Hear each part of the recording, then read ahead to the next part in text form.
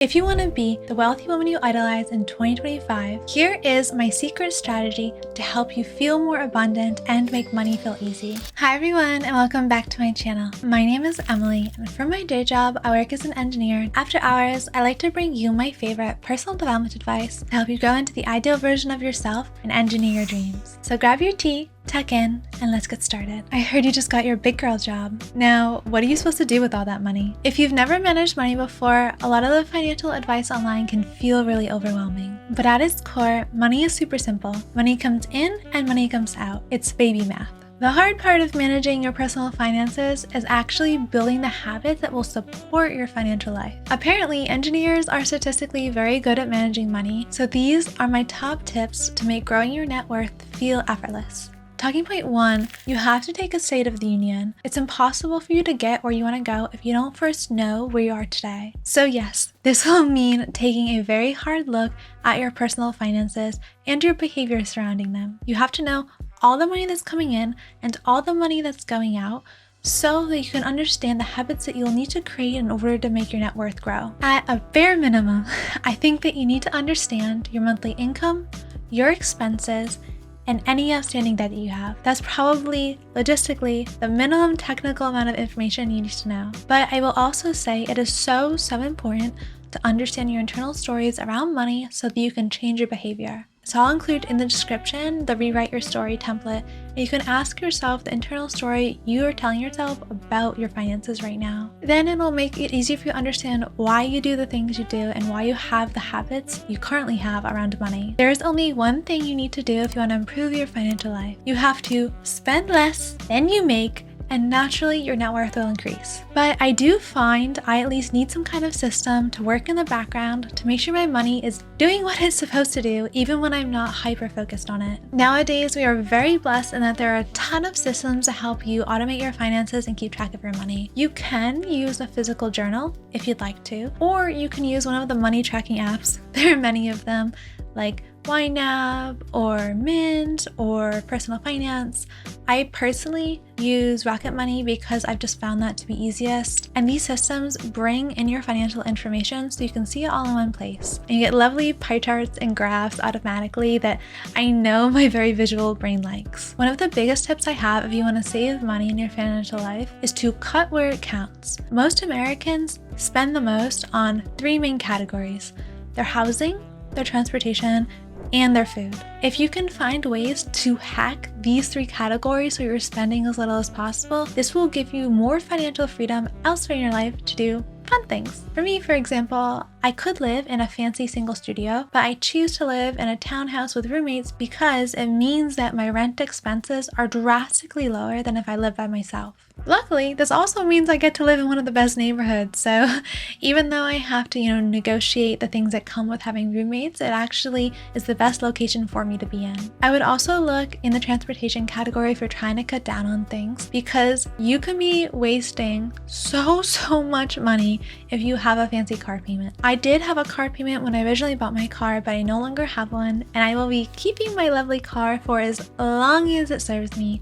It's been very good to me and I'm very happy with it. I'm not a big car aficionado, so that's probably one of the reasons I haven't changed, but it frees up so much room in your budget when you don't have a car payment and you only have to pay for insurance. I also really hate going to the dealership, so unless the man of my life is gonna go with me, I probably won't be bothered to do so. And food, I don't generally try to save money very hard in, but if I am trying to cut back, one hack they will do is I will order groceries on Instacart from the cheapest grocery store in town and try to stock up on as many staple items as I can. So if I need rice or beans or frozen stuff or any packaged snacky things, I'll order them from Aldi, and then when you set Instacart to just deliver the next day, they'll waive the delivery charge for you. So A+ for me, because I hate grocery shopping. The going to the store and the picking out of the things and the putting them away in the bags, not for me. So I'd rather be at home and have the groceries delivered. I do like cooking most of my meals, and that's probably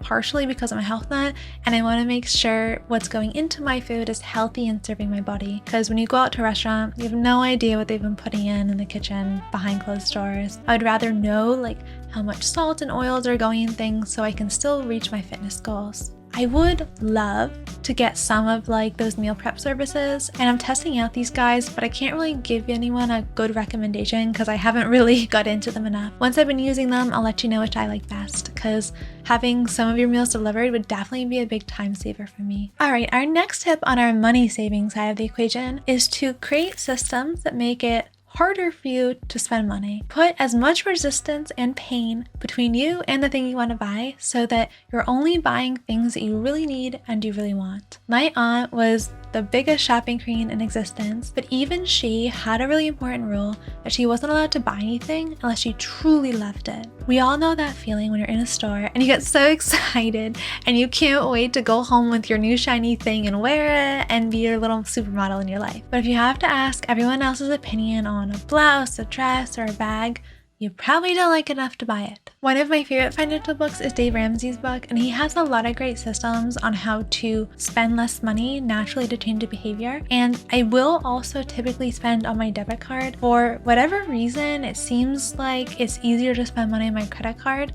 But if when I'm using cash or I'm using my debit card, there's like this innate pain that comes with the register that keeps me from wanting to overspend on stuff. This naturally keeps my spending in check without trying too hard to restrict myself. And then before I buy anything, I do always ask myself the question if I can really afford it. And obviously, it's really personal, the idea of whether or not you can afford something. But when I'm looking at a product, I'm asking myself, could I easily buy this 3 times over without feeling guilt? And that's kind of the gauge I use to know whether or not I should buy something. Because when I'm bringing something into my life, I want to do so with an air of abundance and fun and warmth. And if I don't have enough money to make that purchase feel abundant, I'll actually end up regretting the purchase because it's taken away a lot of my financial freedom. If you want to buy a fancy new handbag and you find yourself in Louis Vuitton, don't buy it unless you can buy it 3 times over. I think it would be a very bad financial decision to put such a big chunk of your net worth into just a random sparkly princess expense. All right, our next talking point will be to spend lavishly on things that make you feel abundant and happy. One of my favorite personal finance books, I Will Teach You to Be Rich, focus so much on creating systems to help your money do the right thing even when you're not hyper-focused on it. And one of his tips in this book is also to ruthlessly cut on things you don't care about and to lavishly spend on the things that bring you joy. This obviously looks different for everyone, but if your money is going towards things that help improve your life, your goals, or just bring you pure joy and happiness, that will have such a profound effect on your internal happiness and that feeling of abundance. If you're just bringing things into your life that you kind of like, that you feel like you're trendy or you should have, it doesn't have like the life-changing effect that you want it to have, and it really doesn't do anything on the happiness-o-meter. So our next talking point is to automate absolutely everything. We have already talked about this a little bit, but I did want to give you guys a sneak peek into my personal system to help get some inspiration and help money be in flow in your life. The first thing that I automate is my spending, and when my paycheck comes in, I automatically squirrel money away to the appropriate savings bucket or to investing. Everyone would still be able to live if the government decided to put a 10% tax on your life. Let's hope that doesn't happen.